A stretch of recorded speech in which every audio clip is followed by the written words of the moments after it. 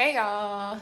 So I feel led to share another epiphany I had. So this is back in 2014. I was in New Orleans. I was in law school down there, and I felt led at the time to go back home. Mind you, God had already told me, you're not gonna finish school here. You're gonna spend some time out of school. And so I was mentally prepared for that, but I wasn't prepared for that interim process. At least I didn't feel like I was. What ended up happening is I was trying to transfer with my then job, which ended up not working out. It ended up being a very, very strange situation.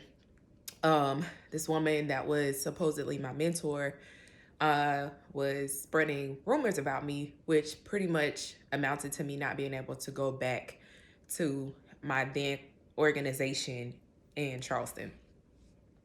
But of course, God being God, one, allowed my name to be cleared before I left, and two, had it set up so that I went into a situation where I was going to be making more, going to be doing exactly what I wanted to do. So no more begging to be a full-time software engineer, no more bargaining and trying to have a software engineering project on the side of whatever assignment I had at the time.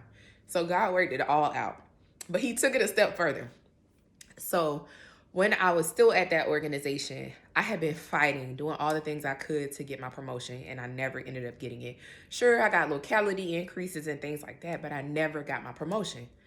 But once I left, started at the new organization, and immediately on signing, I got a raise. Then 9 months later, I had an opportunity where I interviewed and got a job that I could move and relocate for. But I just had this knowing in my spirit that it wasn't time for me to move. And so I ended up telling my then job that I had this offer on the table. And if you know anything about job offers, usually you do not accept the counter offer. You go with the new offer. In this case, though, I felt led and I followed my heart and followed what God was telling me to do and stayed there. And I ended up getting the offer matched for what I was going to get, which ended up being better because I didn't have to worry about moving, didn't have to worry about finding a place to stay. So all of these things that was going to cost me some money up front, and the cost of living of where I was going, which was coming back here, was going to be more expensive. So I share all that to say that sometimes when God allows a door to close or redirects you, it's for your benefit. And I won't need to say sometimes, all the time. Anytime that God redirects you is for your benefit. Anytime God tells you to leave a place or tells you to go somewhere else, God has already made provision for you.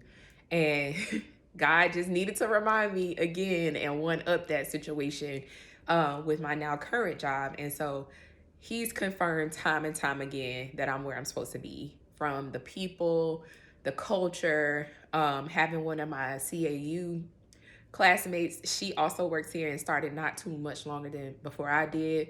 Even until now, like being able to really share all the things that I've learned from past roles at this particular job and being able to offer mentorship and do the things that I really love doing, restoring the fire or the passion I thought I had lost from my job based on my last experience.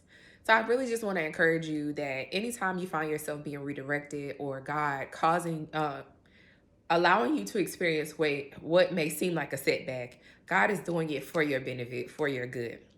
God can cause things to turn around in an instant and cause you to get back everything you thought you lost, just like instantly, without you doing anything but being who you called to be, who he called you to be, who he created you to be.